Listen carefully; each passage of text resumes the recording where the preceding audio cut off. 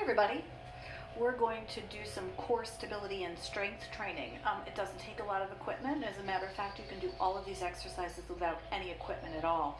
And the point of the matter is just moving your body through these actions that help fire up all the chains of muscle together, get those muscle groups working together to stabilize your spine, get you nice and strong through the core of your body. So I'm going to use an 8-pound dumbbell today because I'm just going to be working with that one weight between two hands. You could use a plate if you have something like this, right? Choose the weight that feels comfortable for you. It might only be 5 pounds. You could use a household item, something like a steel stock pot, right? That you can get a good grip in or move through space. It doesn't have to be really heavy. Again, we're going to do several repetitions, so this is a lot of muscular endurance versus feeling like you have to lift really heavy. So find something that makes sense, that's practical to lift, all right?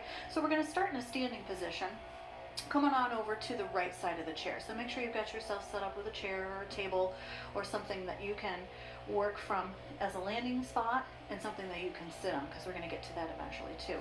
I'll take that one weight and put it between your hands. Good, hold it right here at your chest. Now, get your feet a little bit further apart than shoulder width, with your toes pointing forward. So you're going to get a comfortable stance here.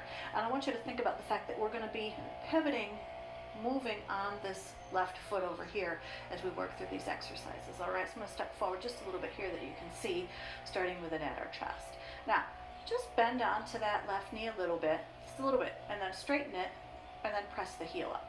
Okay, so we're getting some lower body action in with this lunge and this heel lift, but it's more of a functional movement than thinking about doing anything exaggerated. So now bend the knee, and you're going to take your weight, whatever it is, and you're going to reach down and you're going to touch your chair, or at least reach toward it. Did you let your back collapse? If you did, strengthen it up, all right? And then bring it back to your chest. As you lift that left heel, you're going to take this weight and press it up and out. Does it have to go really high? No, it doesn't. You can keep your elbows bent. Just reach it as high as you want to. Feel your back muscles fire up. Drop your heel and bring it to your chest. Good, let's try a set of those. We're going to count to 10, 5 of each movement. 10, 9, 8, 7, here's 6,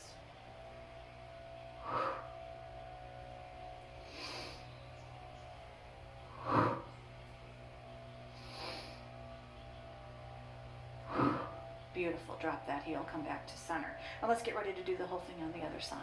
All right. Again, feet a comfortable distance apart.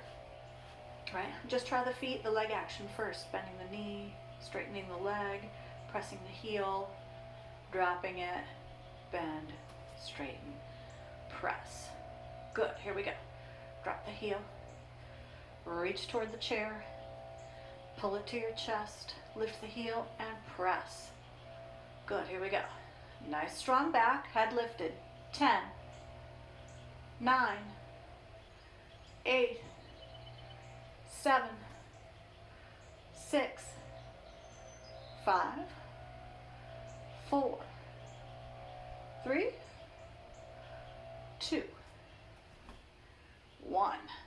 Beautiful. Go ahead and set that weight down. Good, let's get a little bit of a stretch here. Take a deep breath in. Press your arms to shoulder level.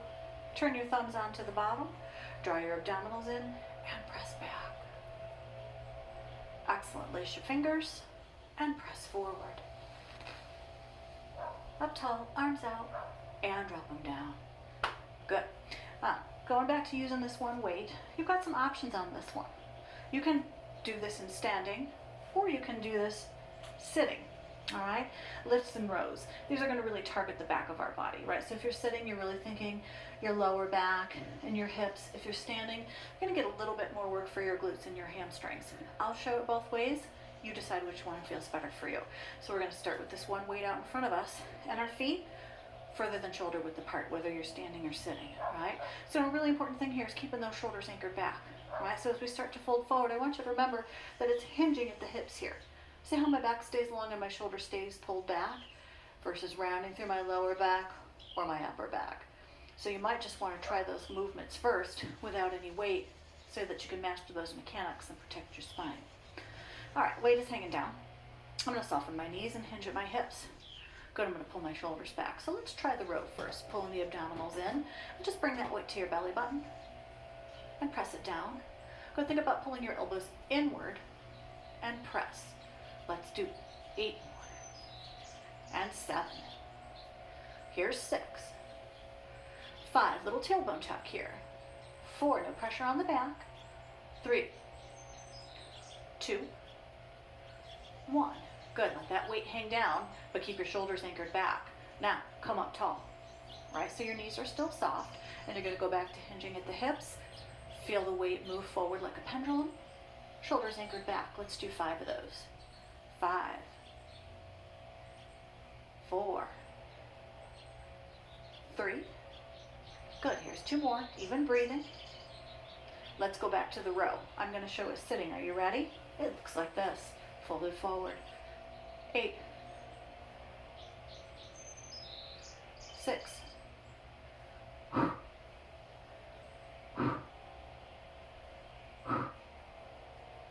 2. Here's what the lift looks like. Just come up tall and hinge at the hips. Feel the soles of your feet press against the floor. 5, 4, 3, 2, and 1. Good. Let's do one more round. Take it to the row. Draw those abdominals in, shoulders back. 10, 9, 6, 5. Give me 4 more.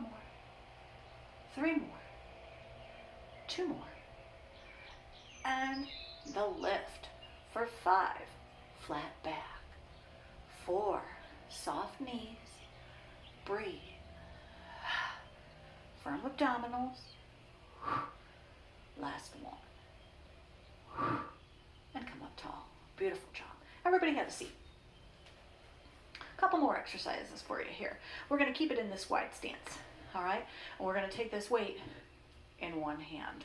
All right, so you may have to change it up, change up your equipment, or again, you can go with nothing on this. And I would say if you've got any kind of shoulder issues, if you've had shoulder surgeries, or any kind of stenosis in your neck or anything like that, maybe go without the weight. Just do the movement, okay? So we're gonna lean onto this left leg. Notice it's still a tall posture, so I'm leaning onto my elbow toward my knee, but my chest is lifted. I've got this one weight here, okay? And I'm gonna bring it down and reach it toward my ankle. Now notice how I didn't collapse through my upper body, right? I've got a little bit of a reach here, but my abdominals are firmed in and my shoulder blades anchored back. So I'm just gonna pull that weight up to my rib cage and press it down. Good, you ready? Here we go. 10, 9, 8, 7, beautiful. 6 more, 5, 4 more, 3, 2 more, 1 more. Good. Pull it to your rib cage and hold it there. And we're going to change it. So you're going to flip it. You're going to pull your elbow, tuck it to your rib cage. Show me your fingernails. All right. It doesn't have to go really high. Again, you don't even have to add any weight. You're going to give it a little press and then elbow right to the rib cage. Here we go. 10, 9, nice and easy. 7, 6 more. 5 more, 4, 3 more, last 2, and set it down on your leg. Beautiful job. Come up tall. Let's do the whole thing on the other side. All right, so pass that weight, but first take that right hand to the back of your head and pull your elbow back, and then just press your head back against your hand. Give a little bit of a stretch for it there. Good. Come back to center, arm out, and then bring that arm across, walk your fingertips down the back of your shoulder there, giving yourself a little stretch. Excellent. Here we go.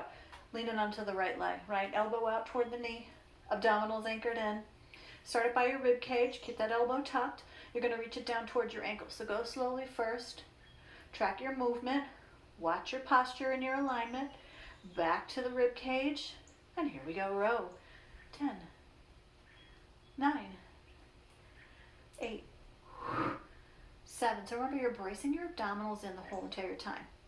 Not necessarily scooping them or sucking them in, just bracing them. 4, 3, 2, 1. Good. Bring it to your rib cage. Flip the elbow, show me your fingernails. Right, you're leaning out. Lose the weight if you need to. It's a press, straight up, and elbow to the rib cage. Good, here we go, 10.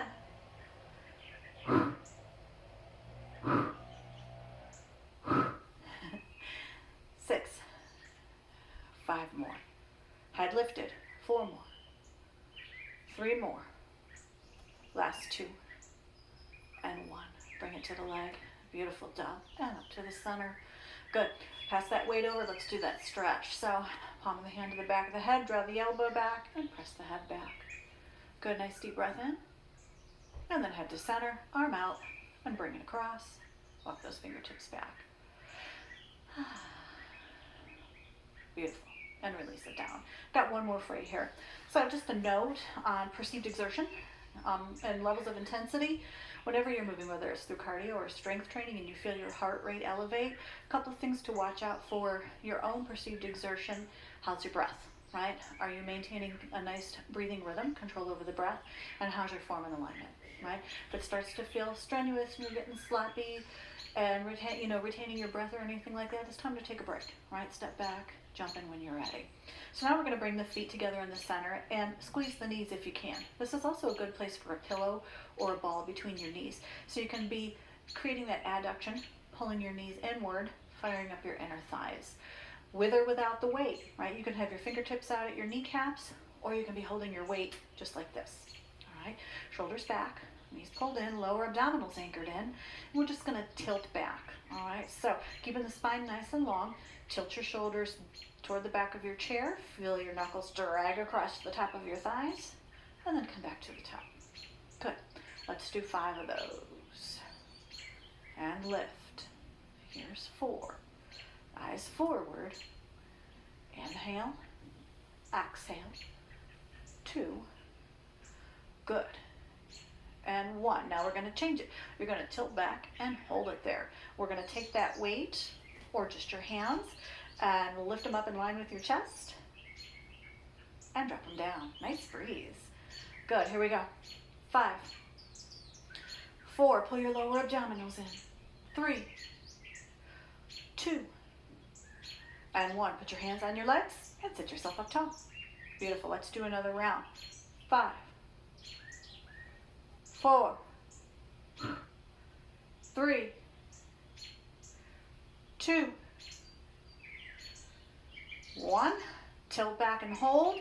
Add the lift, weight or no weight. 5, 4, in line with the chest. 3, 2. You got one more round. Lose the weight if you need to. Sit up tall. 5.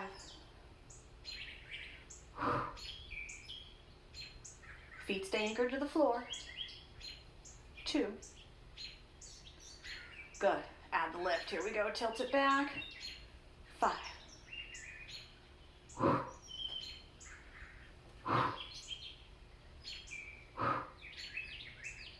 And 1. Beautiful job. Sit yourself up tall. Walk those feet a little further apart than your hips.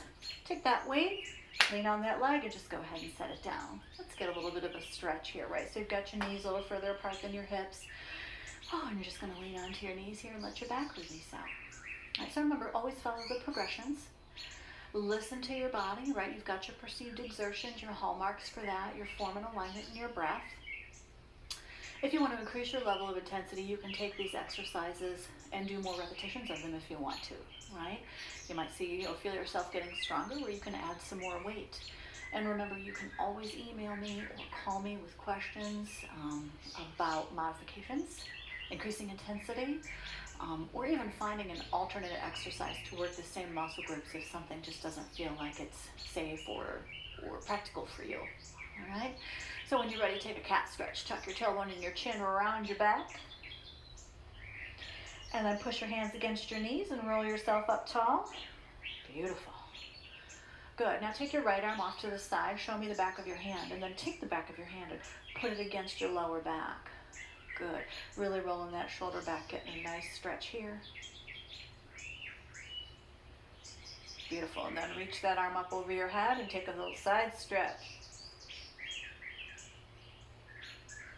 And then come up tall, swing that arm down and do the other side. Show me the back of your left hand.